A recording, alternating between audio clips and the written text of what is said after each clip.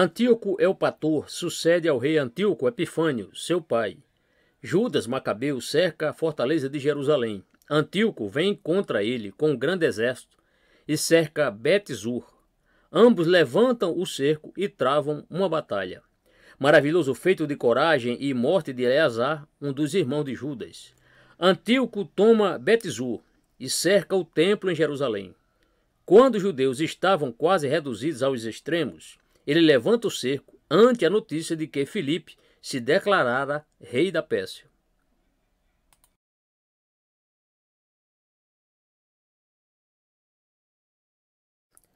O rei Antíoco Epifânio, pouco antes de sua morte, que se deu no ano 149, havia constituído Filipe, que era um de seus mais íntimos confidentes, governador do reino. Confiou a ele a coroa, o manto real e o seu anel, para que os entregasse ao filho, recomendando-lhe grande cuidado na sua educação e formação até que ele estivesse na idade de governar por si mesmo. Logo que Lísias, preceptor do jovem Antíoco, soube da morte do rei, comunicou-a ao povo e apresentou-lhe o novo rei, ao qual deu o nome de Eupator. Nesse mesmo tempo, os macedônios que estavam como guarnição na fortaleza de Jerusalém, ajudados pelos judeus que se haviam juntado a eles, faziam muito mal aos outros judeus. E como essa fortaleza dominava o templo, faziam arremetidas e matavam os que vinham oferecer sacrifícios. Judas Macabeu, não podendo mais tolerar semelhante abuso, resolveu sitiar a fortaleza. Reuniu o maior número de soldados possível e a atacou fortemente no ano 150, desde que aquelas províncias haviam sido submetidas a Seleuco. Empregou 2 máquinas, elevou as plataformas e tudo fez para realizar o seu intento. Alguns daqueles judeus trânsfugas saíram à noite e, na companhia de outros homens tão ímpios quanto eles, foram procurar o jovem rei Antíoco. Disseram-lhe que era próprio do cargo dele salvá-los, juntamente com outros de sua nação, no extremo perigo em que se encontravam, pois eram perseguidos unicamente por haverem renunciado os costumes judaicos em obediência ao rei seu pai. Além disso, a fortaleza de Jerusalém e a guarnição real que lá ele havia colocado em breve cairiam sob o poder de Judas, caso ele não mandasse imediatamente algum socorro. O jovem soberano, cheio de cólera ante essas palavras, mandou chamar imediatamente o comandante das tropas e ordenou-lhe não somente recrutar homens em seu território, mas tomar soldados estrangeiros sob pagamento. Assim ele reuniu um exército de 100.000 soldados de infantaria, 20.000 de cavalaria e 32 elefantes, e deu o comando a Lísias. O rei partiu de Antioquia com essas tropas, veio a Idumeia e sitiou Bet-zur. Nisso levou muito tempo, porque os habitantes se defendiam corajosamente e queimavam em grandes arremetidas as máquinas com que ele batia nas muralhas. Judas, sabendo da marcha do rei, levantou o cerco e veio com todas as suas tropas contra ele, acampando a 70 estádios do exército inimigo, num lugar muito estreito chamado Bet-Zacarias. Logo que Antíoco soube disso, levantou também o cerco de Bet-zur para marchar contra ele.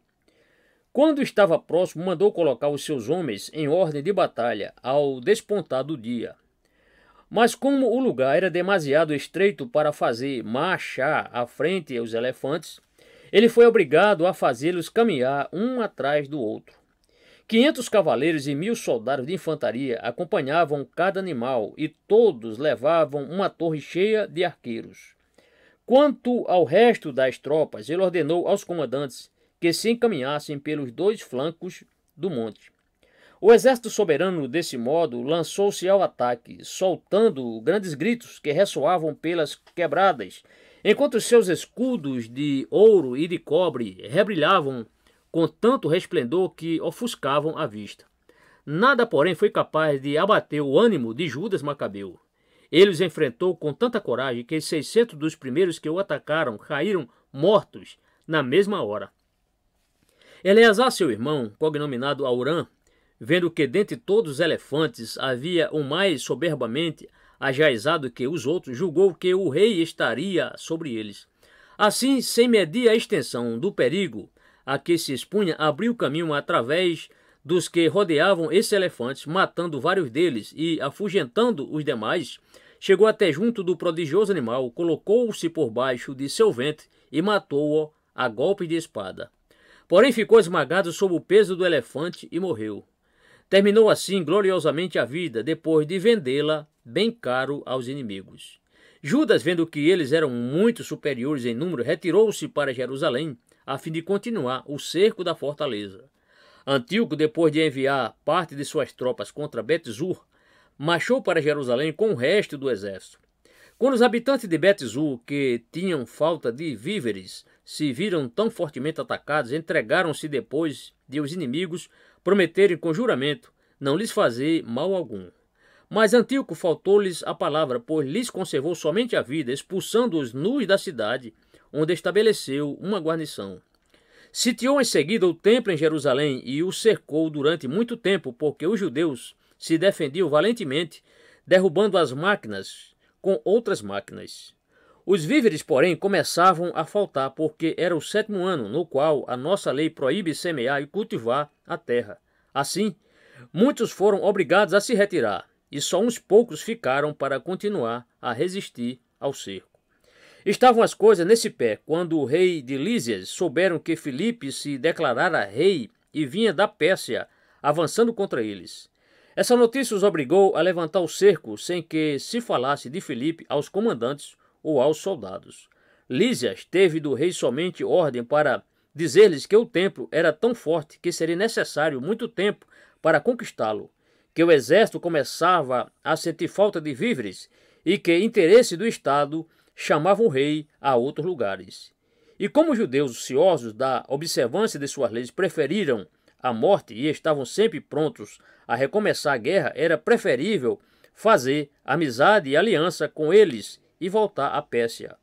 Lísia falou-lhes desse modo, e as suas palavras foram aprovadas e aceitas.